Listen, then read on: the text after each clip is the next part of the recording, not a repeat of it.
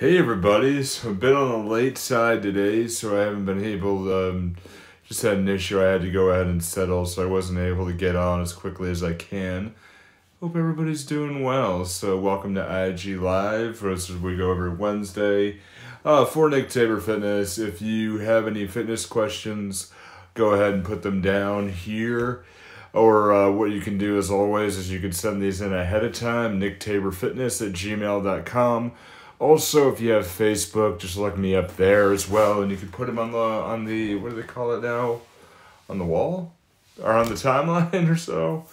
We did have one question that came in ahead of time. Let me get that over here. There is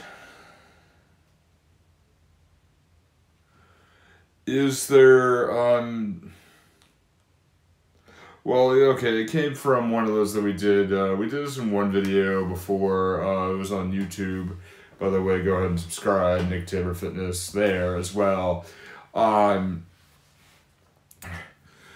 do you choose at the grocery store? How do you, I don't even know if I ever want to answer that, actually, but go to the, there was variations of it, and it was a similar situation.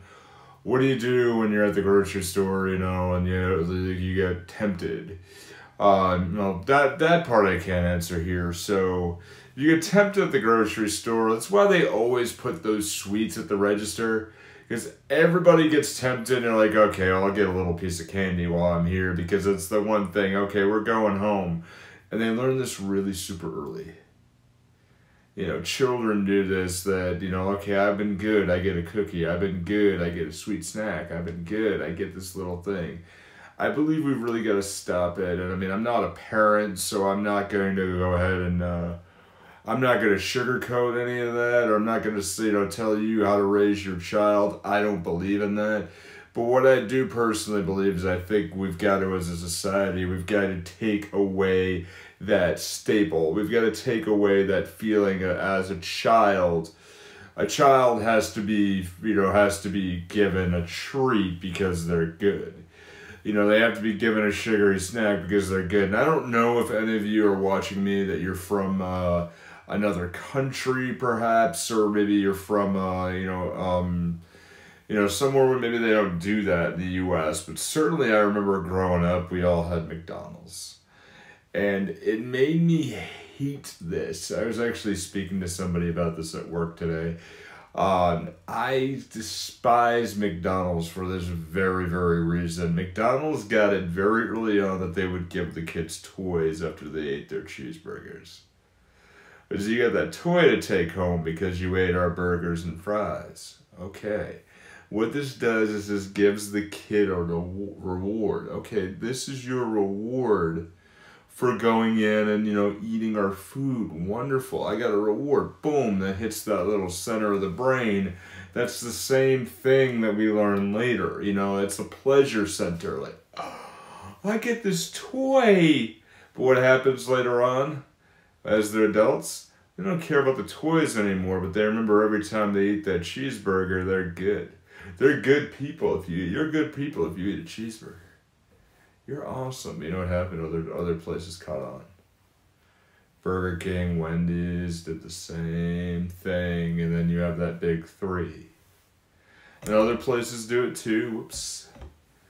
But it just I despise it. I'm not going to do a top 3 of how do you take your kids out of fast food. I'm kind of generally just venting on this point. But McDonald's itself has there's got to be something better. There's got to be some better way to reward your kid for being good. And, maybe I understand, you want to do something, and I guess they are trying to do a little better or to do something different in reality, but no, I'm not buying it. I don't know, it really bugs me, but it comes to the point, it's like, what do you do when you get tempted? Okay. What happens when you get tempted, right? So You get tempted as a person for something, for that little piece of chocolate. You're like, wow, look at that chocolate. Go to the fact of what it is that, why are you so damn tempted with it? You know, what happens? Like we talked about cheeseburgers. I was addicted to cheeseburgers for years. I found that like a Wendy's cheeseburger, I'm like, actually, my mouth is starting to water just thinking about it. I haven't had one in a very, very long time. But I would get to the cheeseburgers and I'm like, every time I ate it, I felt good. You got to go back and you got to take away the power of that. What was it of that burger when you got tempted, or any piece of food or whatever? If you get tempted by something, there's something linking you in the past that's linked to an amazing memory, because as foodie people, like, you know, I'm a foodie person. And we all like food. We all need it. It's a basic need. People are like, I love food. I'm like, you don't say. Right? But what you've got to do is you've got to go ahead and figure out why you love that food, right? So me with the cheeseburgers. My grandfather used to, he used to cook on a grill, and it was the only time the entirety of the family got together. So the family came in and, you know, everybody's having a good old time. And it was the middle of the summer, and they had this picturesque, beautiful house. And he'd cook on the grill, he'd cook burgers, and like, you know, we'd all eat and sit and chat. And, you know, I'm with these older cousins of mine, and I'm the youngest in my family by 11 years of my generation. So I'm like, wow. All these guys are paying attention to me. This is so cool. Whoa. Man, it's weird. And I'd be a carefree kid, you know. I just hang out with my grandparents, and I had a good time. Ever since then, when I had that cheeseburger and it was Wendy's, that was one of the first jobs. Wendy's was one of the first jobs I had that I didn't earn my own paycheck. I was cutting lawns for a while, and then, you know, I said, okay, I'm going to make my grandfather passed at that time, and I'm going to make him proud. I'm going to get that job. And, you know, it was the first thing I learned. I learned how to cook the burgers. So every time I ate it, I felt, you know, in some ways deep in my brain, I felt close to him. And it got to a point, dude, where I was like, I went to Wendy's late at night. I got off a shift and I was working at this place. I was working 3:30 to midnight.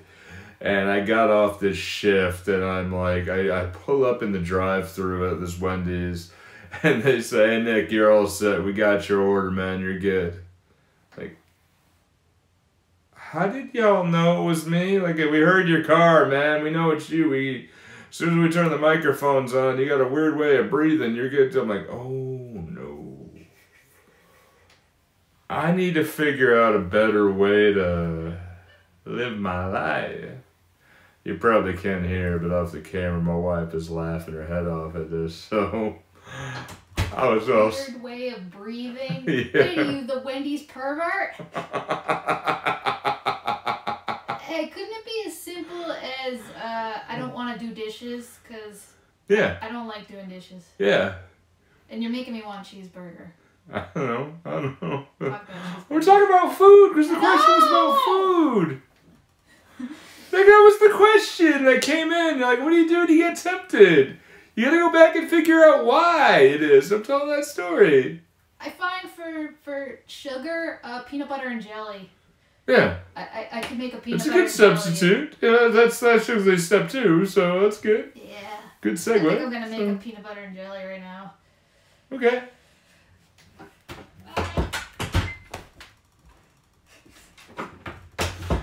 So we have whatever the hell that was.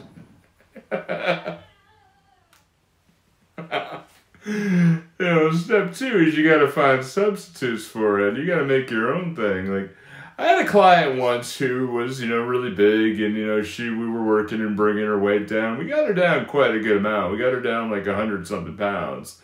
And she had this, you know, overall really big craving for Kentucky Fried Chicken. And it was similar to mine, you know, it was something her dad always went, you know, as a kid, they went to Kentucky Fried Chicken. And she ate there, and I guess, you know, the relationship wasn't really that great. But with her boyfriend and her boyfriend's son, they were going and they do that. So what I did was I taught her how to make really good, really good grilled chicken with honey mustard sauce. And it's obviously way healthier, but I just showed her how to do it. And you can make it really fast. It's super cheap, and you can make a whole bunch, you know, for a little bit cheaper than a KFC meal, right? So we had hi Rob. So we had the KFC meal, you know, so instead of doing that, she's like, okay, number one, it's cost effective. So she had a better way to, you know, be able to control the bills. But she made new memories with her boyfriend and her boyfriend's son. And they said, wow, you know, this is really good. And they beg her still this day to make that food every once in a while. So that's what we want to do. So we got step one is recognize where that anchor is. What is that temptation for food? Rob, if you just joined us, we're talking about, and if you're watching this on YouTube, just repeating it, we're talking about food temptation. Of course, if you have any questions, go ahead, put any fitness, exercise, or any particular question. Go ahead, put it down there. You know, so we're at that. So we're finding what we're going to do. You do that. And I already said for step 3, what do we do for that? 3, you create new memories with new food, because everything we do as far as food is very emotional. You know, like chocolate itself. Chocolate was always like, okay, there's that little treat. There's something, but we create new memories with the ones we love, so then we have a new type. And I myself, I'm an addictive personality. I always want to have some type of food that's just like, geez, right? You know, what we eat. So we find that and we say, okay, we get that new addiction based on that emotion, and then we're good. And that's what helps here. All right, we got here, all right, new question. Insta 29, 27, 18, 1, what happened to your head? Yeah, I have still a little bit of a tiny scar here.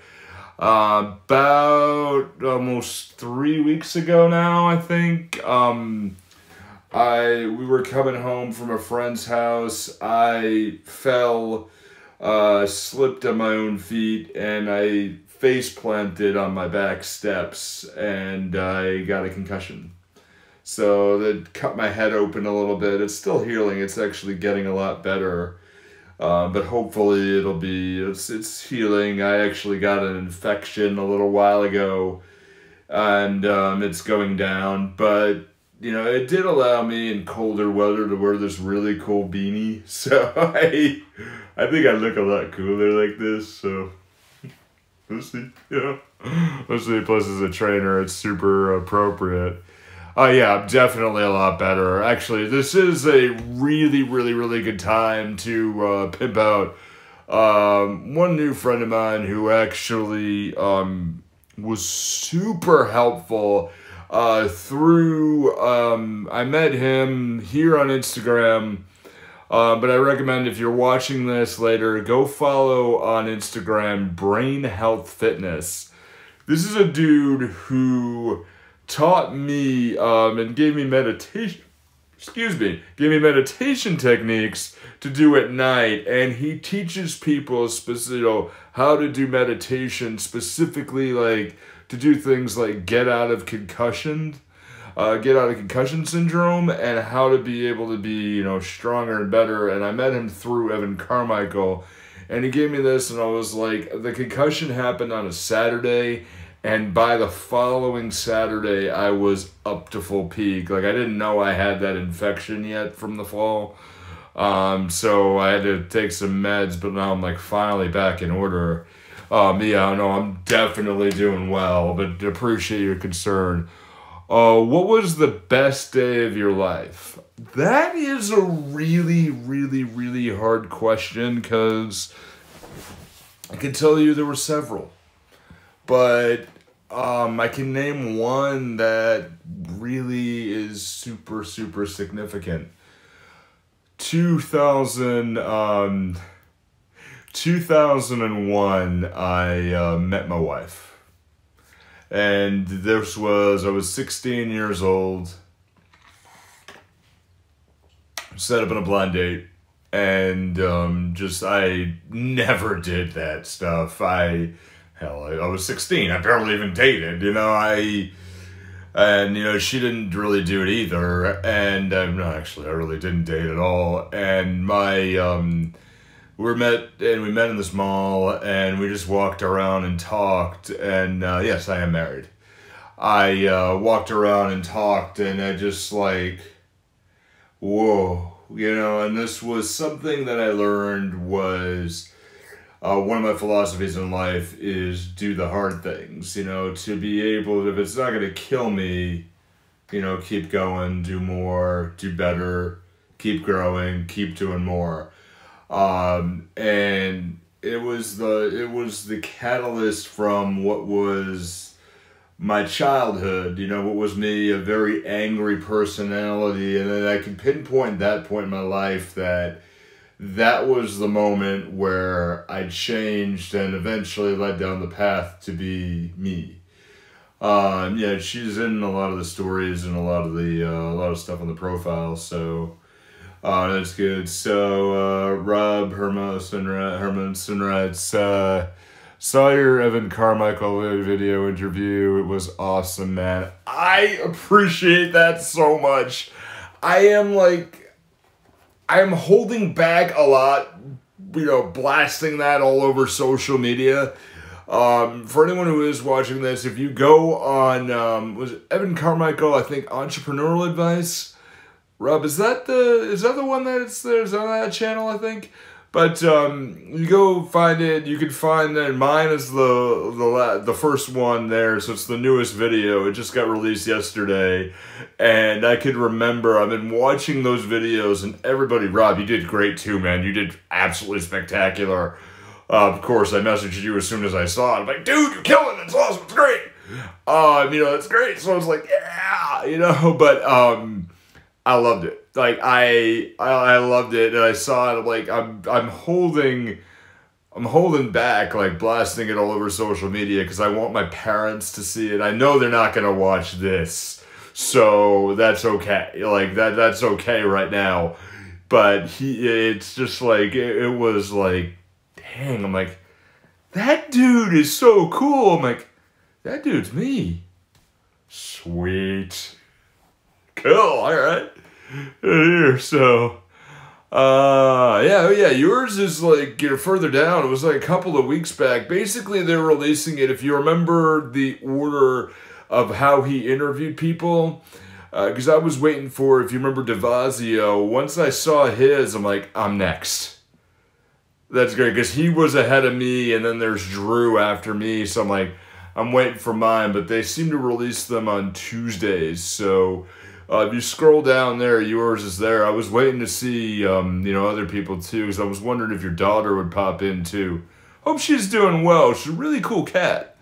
Let's see, how old are you? I am in my mid-30s. I have to really think about that, because I don't really think about my age anymore.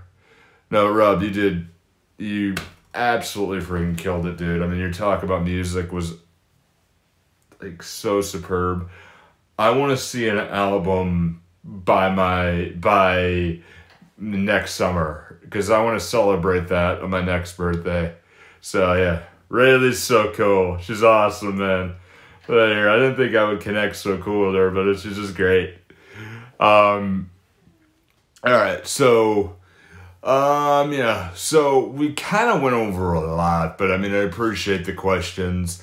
Any fitness questions, I think. Let me see if we have one more on the list. I wrote a few down.